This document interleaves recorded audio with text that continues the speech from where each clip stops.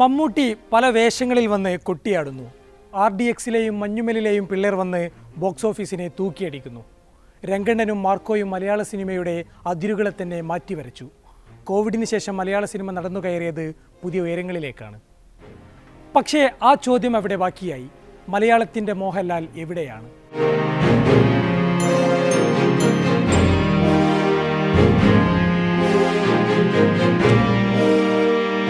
2024 തുടക്കമെത്തിയ വാലിബനും ഒടുക്കമെത്തിയ ബറോസും മൂക്കും കുത്തി വീണു. മോഹൻലാലില്ലാതെയും ഈ ഇൻഡസ്ട്രിക്ക് പീക്കിലേക്ക് ഉയരാനാകുമെന്ന് 2024 വിലയിരുത്തപ്പെട്ടു. അതിനിടയിലാണ് ഹെലികോപ്റ്ററുകളുടെയും വിദേശ ലൊക്കേഷനുകളുടെയും ബലത്തിൽ എബ്രാം ഖുറേഷി വരുന്നത്. തൻ്റെ കരിയറിലെ മോശം കാലത്ത് പോലും താരമൂല്യത്തിൽ തനിക്ക് വട്ടം വെക്കാൻ പോന്ന ഒരാളുമില്ല എന്നതിൻ്റെ സാക്ഷ്യമായിരുന്നു അതിൻ്റെ തിയേറ്റർ കണക്കുകൾ.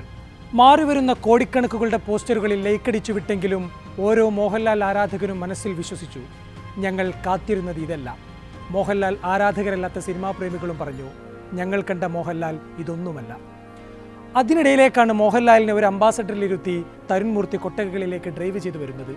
ഇറങ്ങുന്ന ഓരോ മോഹൻലാൽ സിനിമകൾക്കും മുമ്പായി സോഷ്യൽ മീഡിയ ലൈവുകളിലും TV ചാനലുകളിലും ഹൈപ്പുയർത്തിയ സംവിധായകരിൽ നിന്നും വ്യത്യസ്തനായിരുന്നു അയാൾ. എമ്പുരാൻ പോസ്റ്ററുകൾ സമൂഹ മാധ്യമങ്ങളിൽ പറക്കുമ്പോൾ അയാൾ പോസ്റ്റ് ചെയ്തത് ഇത്രമാത്രം: ഈ പടക്കളത്തിലേക്കാണല്ലോ ദൈവമേ സ്പ്ലെൻഡറും കൊണ്ടിറങ്ങിയത്. പക്ഷേ കോടികൾ കൊടുത്ത് നടത്തുന്ന മാർക്കറ്റിനേക്കാൾ വലിയ പ്രൊമോഷനാണ് ആദ്യ ദിനം തന്നെ അയാളുടെ സിനിമയ്ക്ക് ലഭിച്ചത്. സിനിമ കണ്ടിറങ്ങിയവരെല്ലാം ഒരേ സ്വരത്തിൽ പറഞ്ഞു, മോഹൻലാൽ തിരിച്ചു വന്നിരിക്കുന്നു. പലരും സൃഷ്ടിക്കാൻ ശ്രമിച്ച പരാജയപ്പെട്ട വിൻറ്റേജ് ലാൽഭാവങ്ങളെല്ലാം ആ മുഖത്ത് വീണ്ടും വിരിഞ്ഞിരിക്കുന്നു. ഒരൊറ്റ നോട്ടം കൊണ്ടുപോലും തിയേറ്ററിനെ ഇളക്കി മറിക്കാൻ സാധിക്കുന്ന ആ മാജിക് അവർ കൺകുളിർക്കുകയാണ് കണ്ടത്.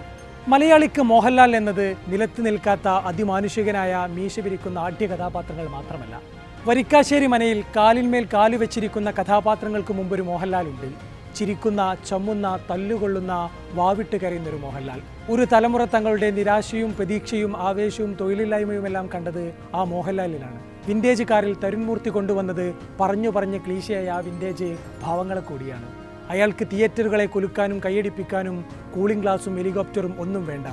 ഒരു ലുങ്കിയും ആ മുഖത്തെ ഭാവങ്ങളും മാത്രം മതിയെന്ന് തെളിയിക്കുന്ന ചിത്രം. ഇത് അയാൾക്കായി കാലം കാത്തുവെച്ചൊരു സിനിമയാണെന്ന് തോന്നുന്നു. കഞ്ഞിയെടുക്കട്ടെ മാണിക്യ, വെട്ടിയിട്ട ബായത്തണ്ട്, കണ്ടത് നിജം എന്നിങ്ങനെ നീളുന്ന പരിഹാസ ഡയലോഗുകളെയെല്ലാം ഈ സിനിമ അടയാളപ്പെടുത്തുന്നുണ്ട്. മുഖത്തുള്ള താടി ഭാവങ്ങളെ മറക്കുന്നുവെന്നതിനും ഈ സിനിമ മറുപടി പറയുന്നു. ലാൽ കഥാപാത്രങ്ങളുടെ വണ്ടികൾക്ക് പോലും മലയാളികളുടെ മനസ്സിൽ ഒരു പാർക്കിംഗ് ഏരിയയുണ്ട്. ഡ്രൈവിങ്ങിനായി സ്റ്റിയറിൽ വെക്കുന്ന കൈക്ക് പോലും ഒരു ചാരുതയുണ്ട്. മുന്തിരിത്തോപ്പുകളിൽ ലോറി ഓടിച്ചുവന്ന സോളമൻ ഹൃദയങ്ങളിലേക്കാണ് കയറിയത്. വരവേൽപ്പിൽ മുരളിക്കൊപ്പം ഗൾഫ് മോട്ടോഴ്സിന്റെ ബസ്സിൽ ടിക്കറ്റ് കീറാൻ മലയാളിയും ഉണ്ടായിരുന്നു. ഓട്ടോയിലെ സുന്ദരി ഓട്ടോയും സ്ഫടികത്തിലെ ചെകുത്താനും സ്റ്റീഫൻ നെടുമ്പള്ളിയുടെ ജീപ്പുമെല്ലാം മലയാളികളുടെ മനസ്സിന്റെ പോർച്ചിൽ തന്നെയുണ്ട്. ആ പാർക്കിംഗ് ഏരിയയിലേക്ക് പുതിയൊരു അംബാസഡർ കൂടി വരുന്നു. ഇന്നലെ സമൂഹ മാധ്യമങ്ങളിൽ പറന്നു നടന്നൊരു ചിത്രമുണ്ട്. വാക്കിംഗ് സ്റ്റിക്കുമായി ഒരു മുത്തശ്ശി തിയേറ്ററിൽ തുടരും കാണാൻ നിൽക്കുന്നു. എന്താണ് മലയാള സിനിമയുടെ കളക്ഷൻ പീക്ക് എന്ന് ചോദിച്ചാൽ അത് എക്സ്ട്രാ ഓർഡിനറി റിപ്പോർട്ടുള്ള ഒരു മോഹൻലാൽ സിനിമയാണ് എന്നതാണ് ഉത്തരം. വരും ദിവസങ്ങൾ അതിന് സാക്ഷിയാകും. മലയാളത്തിൻ്റെ മോഹൻലാൽ ഹൃദയങ്ങളിൽ തന്നെ തുടരും.